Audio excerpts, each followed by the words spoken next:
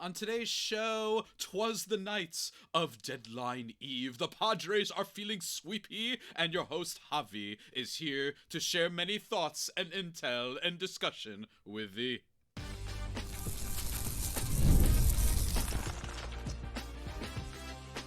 You are Locked On Padres, your daily San Diego Padres podcast. Part of the Locked On Podcast Network, your team every day.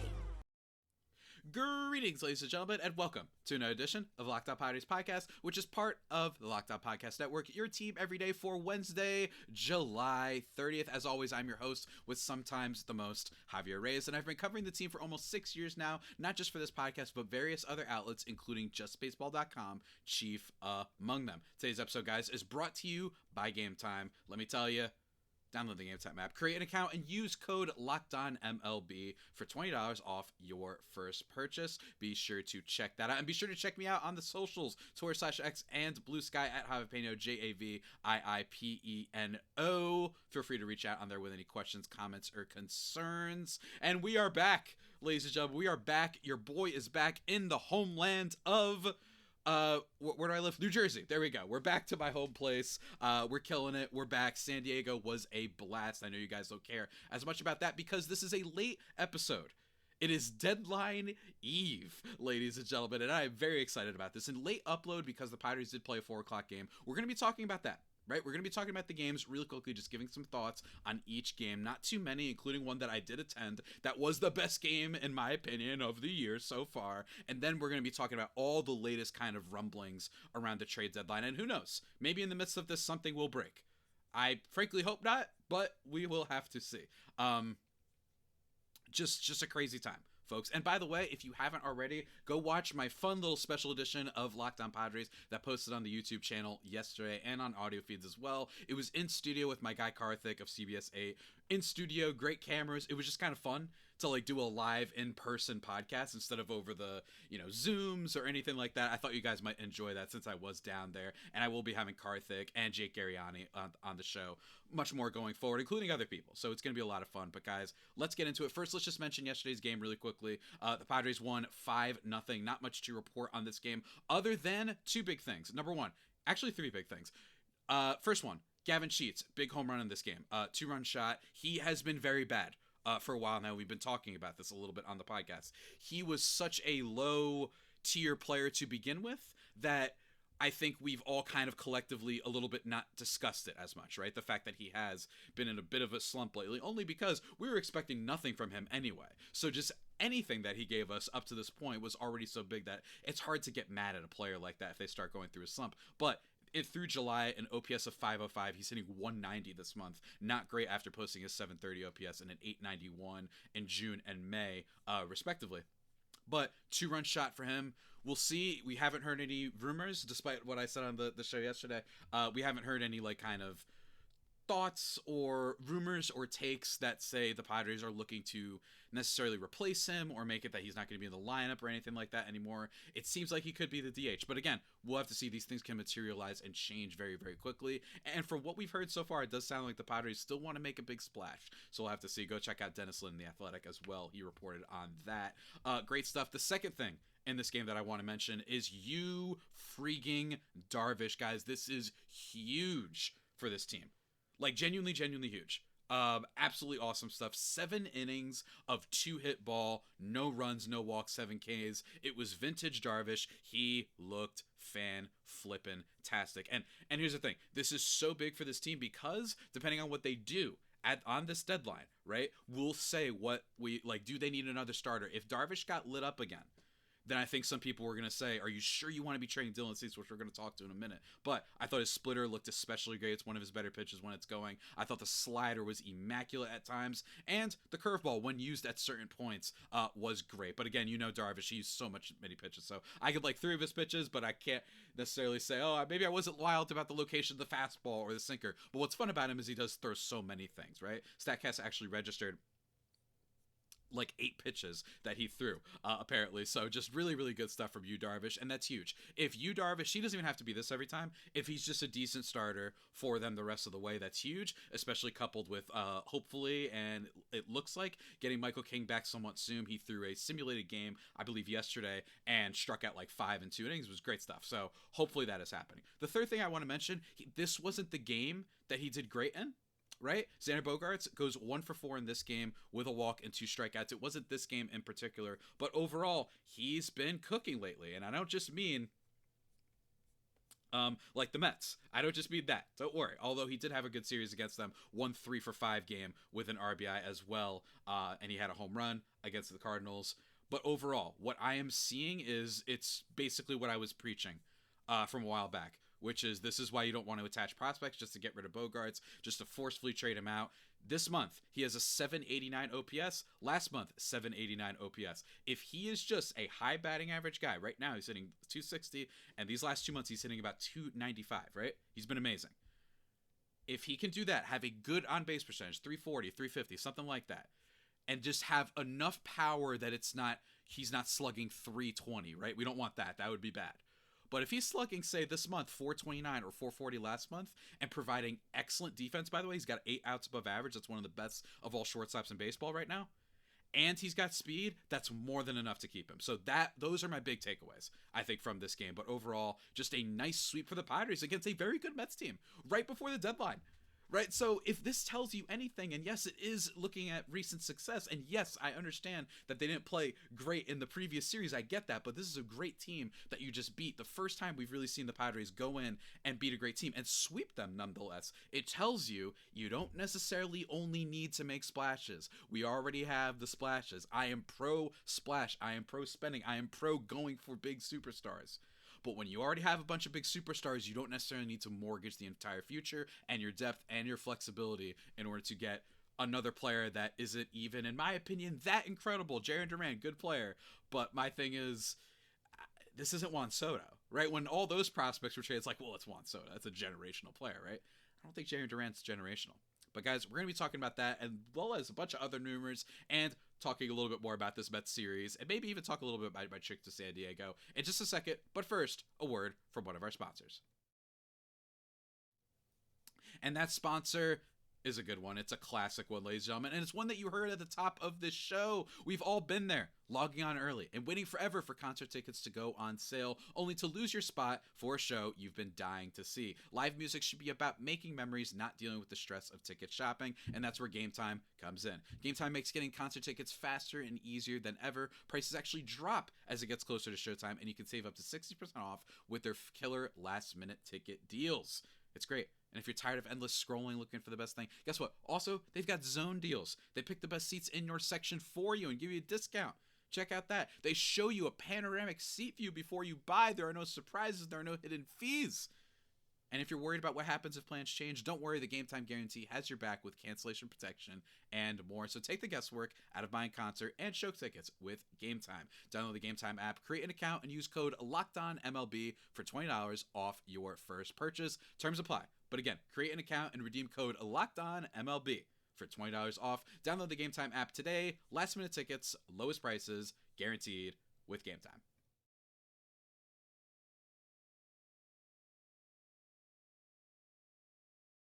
And just like that, everybody, we are back here on the Locked On Padres podcast, thriving and vibing as always. Remember, go check me out on Twitter/X and Blue Sky at Javipeno, JAVIIPENO, if you want your questions, comments, or concerns answered.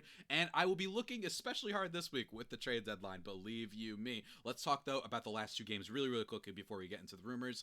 Padres won the second game of the series 7-1. Not an exciting game either. That's the other thing. The Padres scored a lot in this series. Right, 5-0 went on Wednesday, and then 7. Give me a minute, guys. Give me a minute. I'm rusty, despite the fact that I've still been recording this week. It's just I'm rusty being back in my old place. Anyway, enough stalling. 7 runs there, and then 7 runs in the first game. Just good offensive showcase from the Padres against, again, a very good team. But in this game, the Padres win 7-1. Main takeaways: Ryan Bogaerts, first of all, 4 innings, 4 walks, 4 Ks. I've mentioned I'm like a little bit intrigued by him. I like the way the fastball has looked. It just looks like a pitch that can play. I don't know if this is a guy who in the future could be destined for a bullpen role, but I like what I'm seeing. Do I like what I'm seeing to the point where I want to make him like a full-time starter and be like, yeah, I'm good with riding this until the postseason? Not necessarily, but just a good, pretty solid start from him. And then we get an appearance from only one member of the Four Horsemen, Jeremiah Estrada. Otherwise, they go with Wandy Peralta. Or, I'm sorry, Adrian Monahan, the second one, and then Ron Marinaccio and Yuki Matsui. Honestly, nice to get Matsui some reps out there in a low-leverage game because the Padres absolutely struck gold in this one. Tatis goes 1 for 3 with a walk. Arise goes 1 for 2 with a walk as well. Manny Machado 3 for 4 and a home run as well. He's been on fire. Merrill gets a couple hits. He's looking a little bit better, putting a little bit better bat on the ball. The power hasn't fully come yet, but he has looked a lot better. He had a triple as well in the last week, so he's been better. Jose Iglesias as well, 2 for 3, good game. Bryce Johnson, by the way, not in this game, but has been like serviceable and left. Like 775 OPS. Granted, not a lot of time, but it's just kind of cool that it's like not an automatic out anymore at left field in the 8th spot. So I'm just throwing that out there. And Elias Diaz, by the way, 2 RBIs in this one. So great stretch for Elias Diaz, by the way. Love to see it, man. Love to see it. Manny Machado's home run was great, putting the game out of reach. Good Padres bullpen. Overall, great stuff. And then there was Monday's game. My last night in San Diego. Can you believe that? I went to only one game because the Padres are away while I was there last week. I was at Comic-Con, hanging out with my friend, watching Padres, hanging out with not fans that I know, but, I see fellow Padres fans and whatnot at bars and stuff like that, and it was great. Best game of the year, I think. I think actually the other great game, and I know that this is going to sound weird, but the first game they played against the Dodgers this year, even though they did lose, that game was electric. It really was. It was fantastic. You've had a couple of hit by pitches, right? The Tatis thing with Shohei, like the hatred between those teams was strong that day, right? But it was great. But this was just an incredible game. You heard Jim Grease recap it, right? Everybody go check out Jim Grease, of course. The show, the channel, whatever you want to call it, will be going live after every game. Not with me necessarily, but he gives you like the play-by-play, like quick recap, and loves interacting with you guys. So feel free to respond to him. And I show up on those postcasts every now and then too. So be sure to check those out. But I don't even know where to start with this one. I will say that Bogaerts, this is why I want to talk about him, 3 for 5 in this game with an RBI, and I believe he does rip a double, I believe, in this game, if I'm not mistaken. Yes, it was this game. Tatis also gets a double. We get a home run from Luis Arraez off the foul pole. These are things I witnessed in person. We saw Dylan Cease get lit up. We saw a grand slam from Mark Vientos. We saw a bunt by Jake Cronenworth that I hated, by the way. You can ask my friend. I hated it in the moment to end the game, right, in the bottom of the 9th inning. I hated them making Jake Cronenworth bunt there. I just felt like Jake's been there for a long time. He's a nice big clubhouse fixture, right? He's been a fixture of this team and culture, this new era of Padres baseball. He's had some big hits before, and I just felt like, you're putting it in the hands of a rookie and then or I should say not a rookie, but a young, unproven player in Bryce Johnson, and then your catcher, Elias Diaz, right?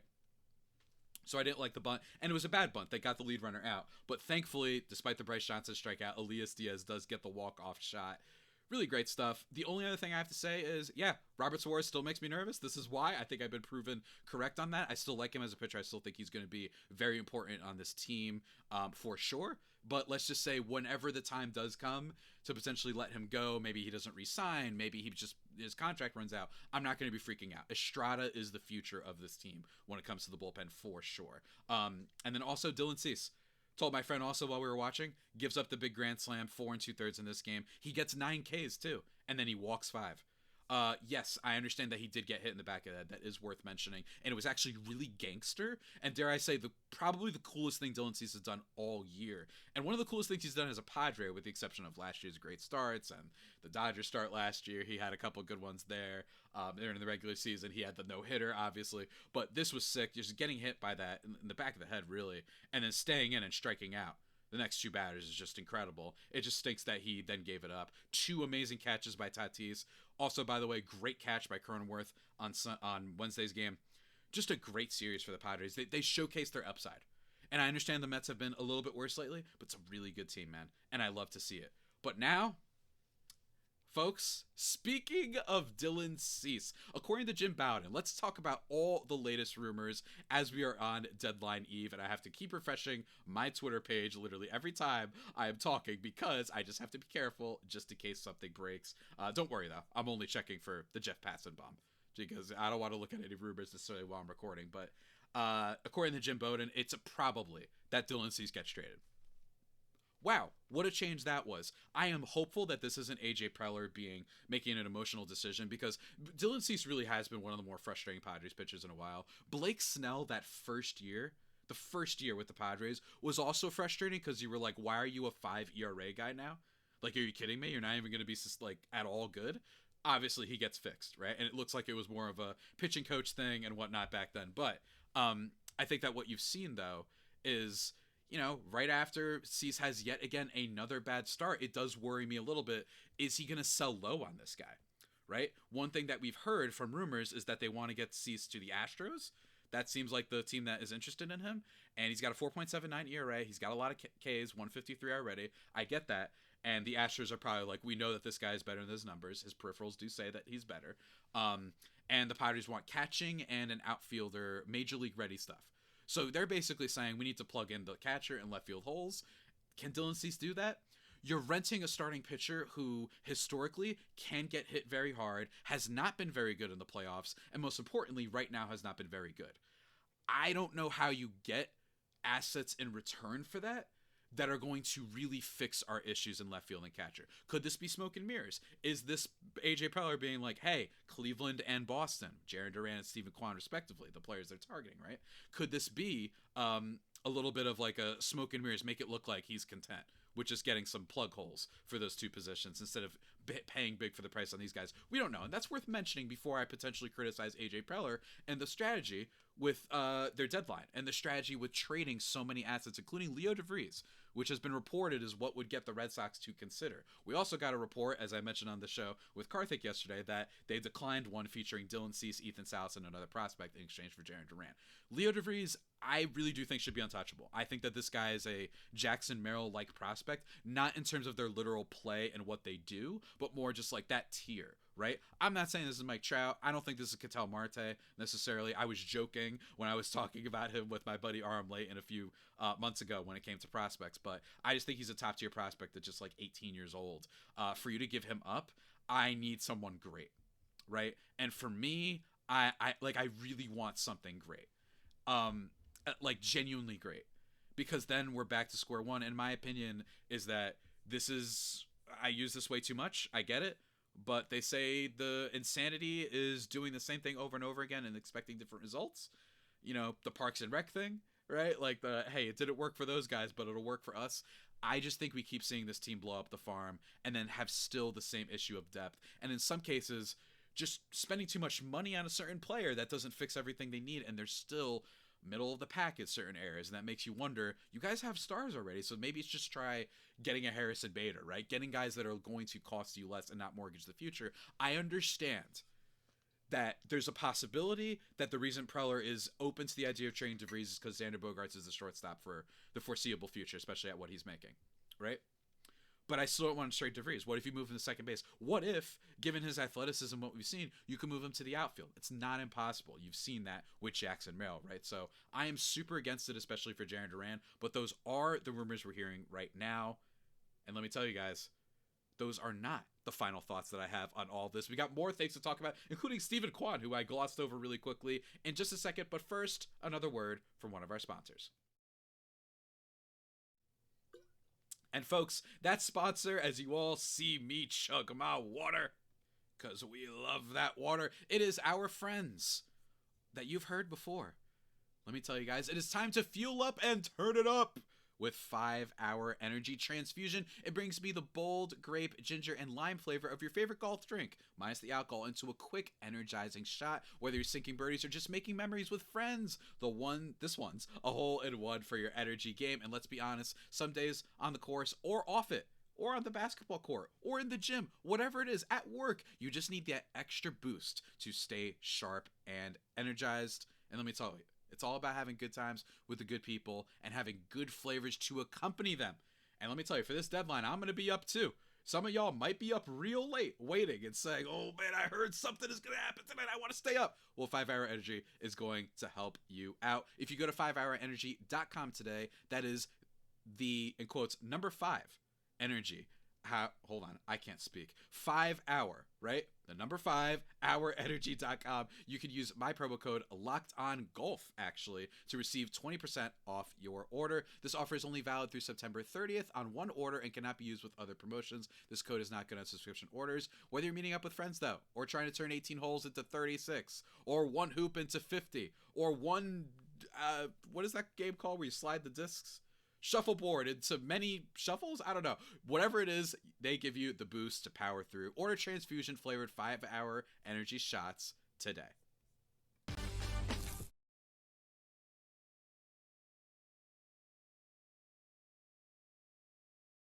And just like that, everybody, we are back here thriving and vibing into the final segment of this here Locked On Padres podcast. The latest rumors. Everybody, trade deadline, because it is, after all, say it with me, trade deadline eve. Woo!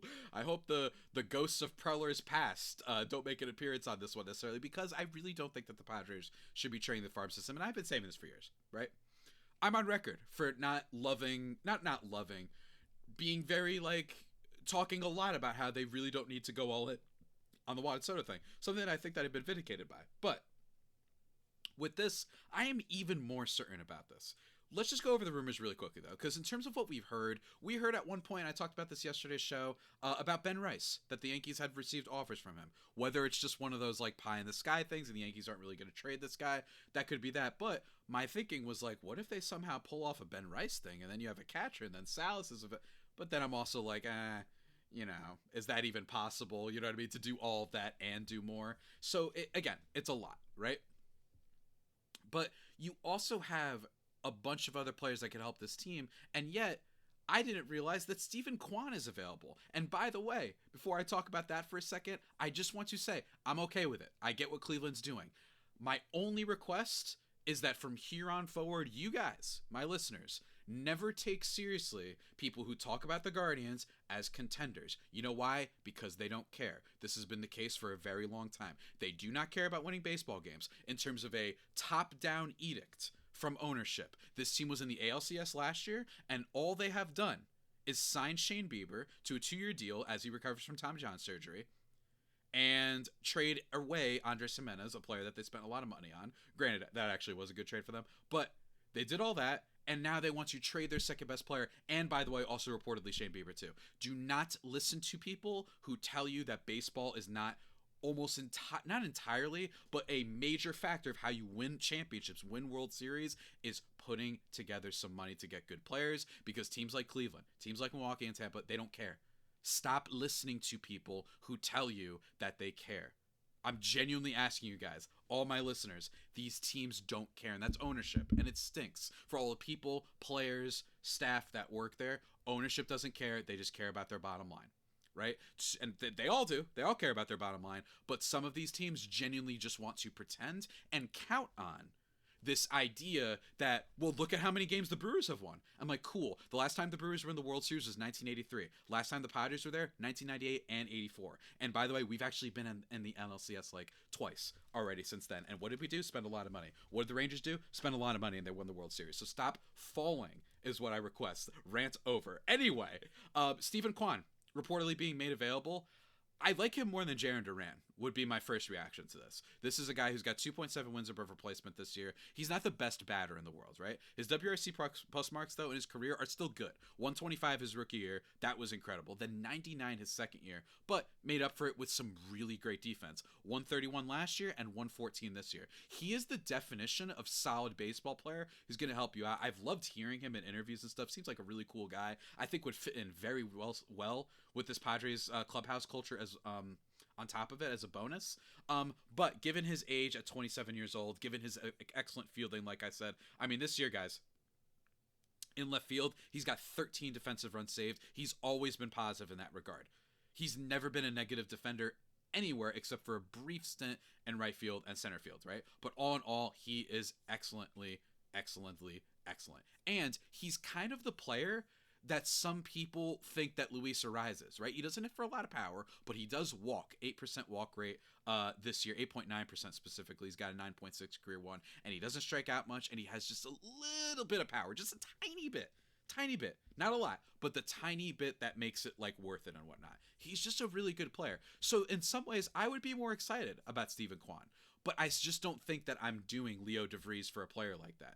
I'm doing maybe Salas for a player like that, who I also don't want traded. I just think that there are other guys out there that you can get for less to help plug in the holes on this team. Other rumors, like I said, Dylan Cease potentially being traded to the Astros. My reaction to this is I know a lot of you are going to be like, good, I'm tired of that dude. He's going to be a free agent anyway. Let's get what we can. My thing is you're selling low. I don't know if you can get a lot back from him, from the Astros that would help you right now. Like, what do you think you're going to get Cam Smith in return? The guy who could be Rookie of the Year in the American League? That's not happening in left field, right? I think that Cease, more importantly, is just a starter who's going to throw innings. So if you were to get rid of him, what's the backup plan exactly? Are you going for a starter out there? Are you going to try and trade everything for Joe Ryan? Or just try and trade for Andrew Heaney? Are you just going to pick up some guy? I don't know. But what I do know is it would make me a little bit worried. But I totally understand why Padres fans and everybody else is like, screw it, man. Let's just get something out of this guy. He clearly doesn't have it this year, and we're clearly not re-signing him. I understand that. But again, pitching, it don't come easy, folks. I like what we've seen from Randy Vasquez, Ryan Burgett, Stephen Kolek, and Matt Waldron last year, right? Like, I like these guys. I like what we've seen. But I really like the safety of at least having a guy who can throw innings. And I know what you're thinking. I know he's been super bad. But part of me is like, I think I'd almost rather just take the chance that he can just have a pretty good, strong second half instead of trading for a backup outfielder or whatever it's going to be. But then again, maybe I'm wrong and the Astros desperately want Dylan Cease and then acquired him. There's a lot of smoke and mirrors that go out during the deadline too, so we don't know for sure. The other target, apparently, Mason Miller of the A's, right? This is really interesting. Dennis Lin reported this as well. They're pushing for him. This would track and also tracks with the Padres' genuine trends of you kind of, when the Padres are interested in someone, it goes for years. It's very rare that the Padres trade for like a noteworthy player. Maybe it's some random guy, like when they did Jake Marisnick that year. And no offense to Jake Marisnick, you get my point though. Like a star, big piece. You usually hear about it for a long time beforehand. This is not the team where it gets announced that tomorrow they traded for, I can't think of one. They traded for Jose Ramirez or something like that. They traded for star players that are on the block is one thing, but star players that we have never heard them attached to is another. And we have heard since last year that the Padres were interested in Mason Miller. So I could see that. Does he give up a decent haul for not just Mason Miller, but also Shea Langeliers? Good catcher on the A's that fixes your problem. You get years of control of them, and all of a sudden your bullpen is even better. And if Jeremiah Estrada is included in a deal, what could happen there? So basically what I'm telling y'all is by tomorrow, I am ready for anything. I wouldn't be surprised if this man trades Ethan Salas and a bunch of guys, because this is the A's we're talking about, and they're still weird, and they are unfortunately like negotiating with them is tough. I bet, like being the A's, because they know their ownership won't spend. But I think that it wouldn't surprise me nor Ethan Salas, a bunch of prospects for Shea Langeliers and Mason Miller, and then they trade Leo DeVries for Steven Kwan. I wouldn't be shocked if they did that. Would I like that? Not necessarily, because I just don't think you need to blow up the entire team again. But at least these guys have control, and unlike Jarren Duran, I like the steadiness of Steven Kwan. I love the defense. He's a better get than Harrison Bader, for example, right? Because Harrison Bader's never been that great of an offensive player. He's just been pretty great this year. You get a really good, controllable player. That's your left fielder for years to come. And maybe by then, we have some new prospects that look great by the time these guys are done. That's totally possible. I'm just saying that these guys might be really special, and I don't want to blow the load on some guys, blow all the treasure chests of prospects that you have, blast it to smithereens, and say, all right, we got a pretty good player. I'm a little bit worried about that. Jarren Duran has the upside. Kwan has the floor. I don't know what AJ Preller is going to do, but tomorrow we're going to find out, and you're going to want to tune into this here podcast, guys. It's going to be a blast. Might go live as well. I'm going to be tweeting all day probably. It's going to be fun, but they say the Padres are going to do something big, and it wouldn't surprise me because they always do. But we'll have to see exactly what, guys. But until that next time, stay safe, and of course, stay faithful, my Fire Faithful homies. Take